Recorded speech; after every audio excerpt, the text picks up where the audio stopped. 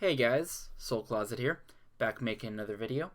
And today I'm going to be doing another video in a similar format to the one I did last week on Wii U title keys, installation, purchase, and all that.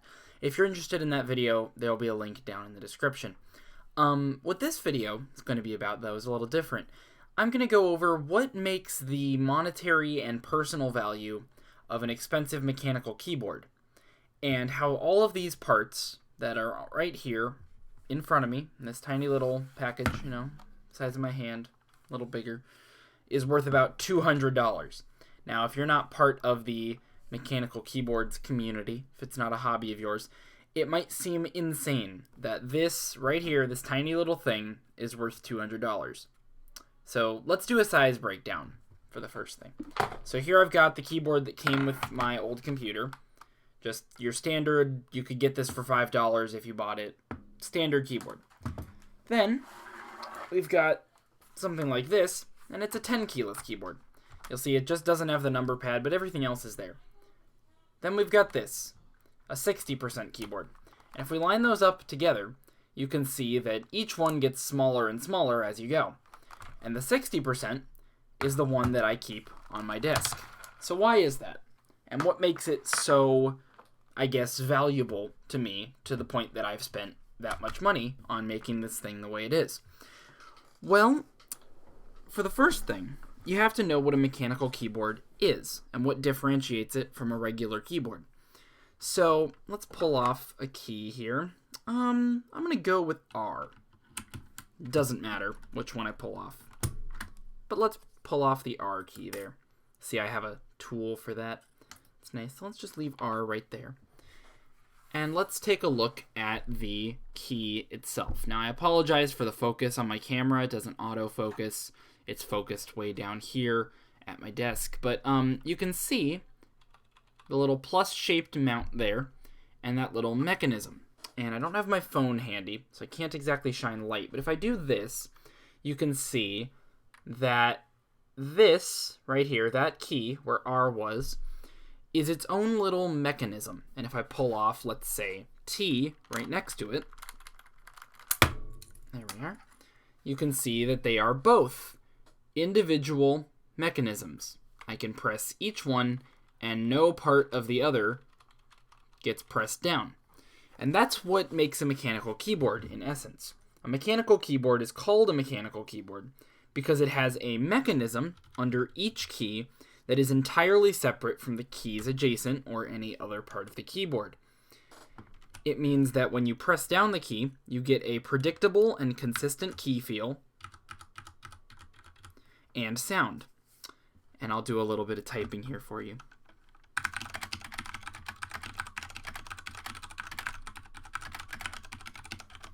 So these are called Cherry MX Clears, but this video isn't about different types of mechanical switches. All you need to know is that it costs more to make a nicer keyboard. That makes sense, right? It costs more for a nicer car. It costs more for nicer clothes. Similar thing. It costs more for a nicer keyboard. And what makes this a nicer keyboard than this is inherently the switches. This keyboard is your standard HP bundled keyboard. You'll see I still have the cable coiled around it because I don't use it. It stays in my closet just as storage. And when I press down a key, see, I get that kind of, resonant feel, or not feel, sound, sorry, as if all of the sound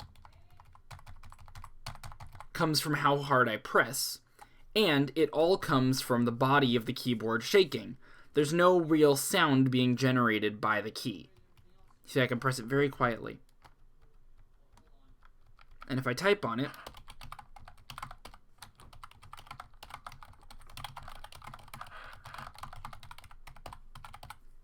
you can see that it's pretty quiet. Some people like that, but that's again not what this is about. What I'm trying to show you here is that each key in this keyboard is its own, or is not its own mechanism. All of the keys in this keyboard are just plastic little, things, the caps themselves, the little really thin caps there, sitting on top of a rubber membrane. That's why it's called a membrane keyboard. That's what you'll hear these referred to as by people who are familiar with mechanical keyboards. Because there's a rubber membrane sitting under all of these keys. And when you press them down, you're really just squishing a piece of rubber that has a metal contact on its underside that tells the computer, through the cable, when you've pressed it, when it makes contact. Each time here, I'm just making the metal contact with the metal on the inside through squishing some rubber. Whereas here, I'm pushing down on a key, which is on top of a plastic mount that pushes down on a spring to give you a smooth, predictable feel all the way down.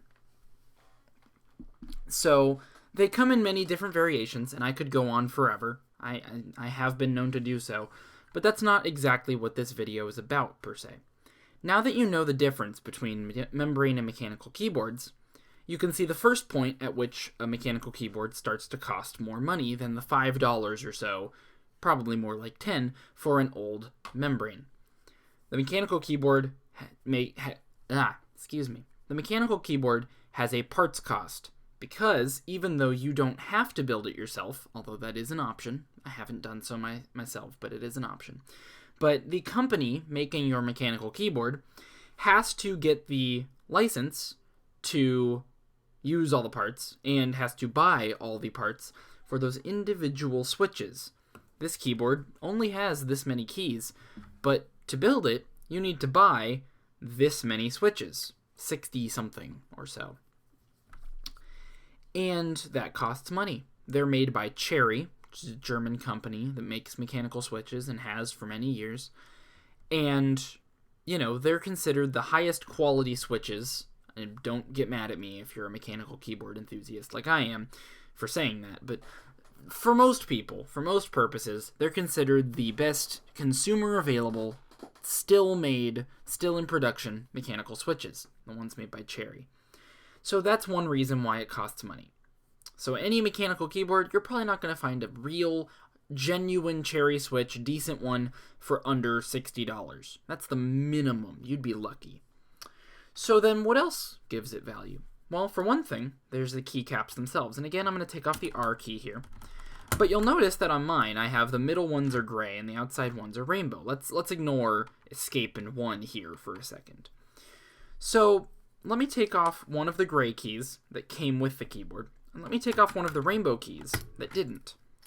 Now you'll see the rest of the keys are being kind of, stationed on this keyboard. I don't use this keyboard on my desk on a daily basis, and so even though it is quite nice,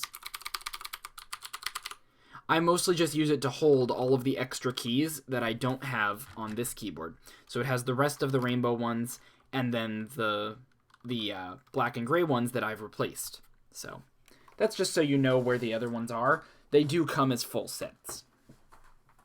So what's the difference between these caps that come in the price of this keyboard and these ones that I paid $50 extra for the whole board set? Well, the answer comes when I turn them upside down. You can see, and again, I apologize for focus issues, but you can see there is a significant difference in the undersides of these caps. They both have the same plus shaped mount, because otherwise they would not fit on Cherry MX switches. However, you can see that the gray one has the little white part at the bottom. And if I turn it around, you can see that the legend, the R, is white. What that means is this keycap is double shot. What double shot essentially means is that the legend was shot into the rest of the keycap as if the plastic that was already molded for the keycap was in itself a mold. So they basically took a metal mold, shot the plastic in to make the gray part of the keycap, then they shot the white plastic into that to make the R that comes out the other side, hence double shot.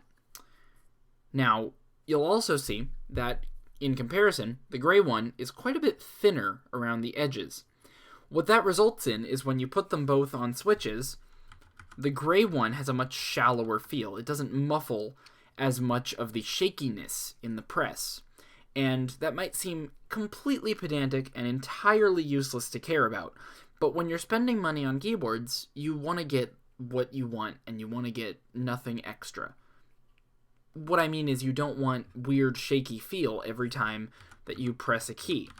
And the gray keycaps, these thin ones that came with this keyboard, they're not unpleasant to use, but compared to the ones I've put on the outside, these rainbow ones that I bought aftermarket, they are quite a bit shakier, and they are quite a bit more fragile feeling because they're thinner. The rainbow ones are also made out of a plastic called PBT. Now, I couldn't tell you what the scientific name of it is that's abbreviated as PBT, but these are ABS double shot. These are PBT laser printed, if I am to believe correctly. What that means is that the legend, as you can see, was not shot into the back with other plastic. It was laser etched onto the keycap during production. What that means is you can't feel the legend on this R key, but you can feel the legend on this 6 key. And the same goes for the other gray and rainbow caps, respectively. And that matters. If you really don't like feeling the legend, or you really do like feeling the legend, you want the caps that reflect that. So again, it might seem really just totally unnecessary to even think about that. But when you get into an enthusiast level of anything, there are lots of things to consider that outsiders wouldn't necessarily even think about or care about when they start. And that's one thing to recognize about mechanical keyboards as a hobby and as an enthusiast thing, is that there's a lot more to it than you would expect. And so, with it being a small, relatively small group of people who care about this kind of thing, getting these aftermarket keys costs good money. The rainbow set that I have, the ones on this board and the ones on my other 10 keyless over there, cost me about $50. So the keyboard itself has a circuit board inside, and it functions as a keyboard. And because it's so small, this is more of an enthusiast form factor. It's called 60%. You wouldn't buy this at your local Walmart, is what I'm saying. And so because it's not a standard, full-size board, and is marketed to a smaller number of people, it costs more money simply for the fact that they have to balance out the production costs. So the base keyboard with the gray keycaps was $115. The rainbow caps were $50. So far, we're at $165? $165. So where does the rest of the value come in? Well, it comes in the keys I'm using as Escape and 1. And you might be thinking, you said this costs about $180 to $200. How in the hell could 2 little keys for a goddamn keyboard make it worth that much more?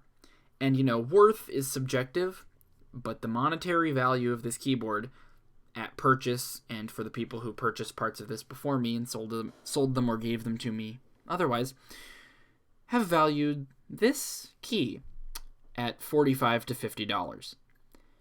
I don't want to kill you, so I hope you're still alive after hearing that if you're not part of the Mechanical Keyboards hobby and community. But this keycap is called a Jelly Key Constellation.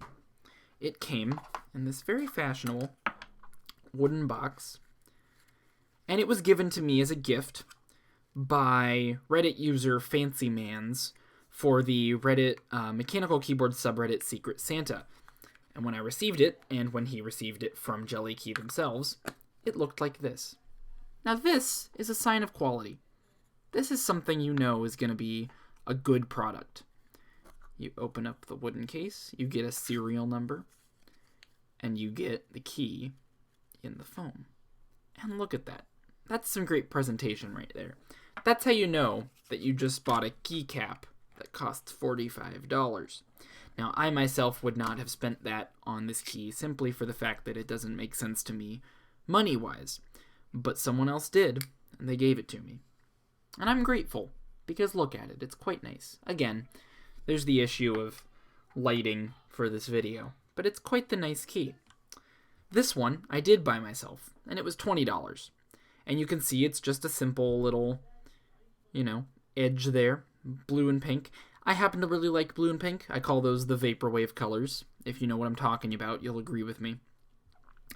And, it's fairly well constructed. You can see it's very thick material, very thick PBT. But I got it because I think it looks nice. and it was on sale for $20 instead of $30, so I got one. But between the 20 of that and the 45 of this, that's $65 more, which puts this keyboard at around $225. $230. So, yeah, that's why this little guy costs so much to get exactly the way that I have it. And we compare that to this one here. This one, you can see, is bigger. And yet, without any of the key modifications, if I take these, which are the default white keys that came on this keyboard, and I put them back on, and there were no rainbow or otherwise keys on here, because I know this one looks a little ugly the way it is, it would be $115. Because the reason that this costs the same as this, costs more than this, isn't due entirely to material costs, or practicality, or even use case. It comes a lot more down to market and the fabricated value that communities have put on mechanical keyboards and their related objects. So I guess to answer, not really my question, but I guess my inquiry at the beginning of the video, why does this little guy cost $200? Because people on the internet decided that they really like it when you do this.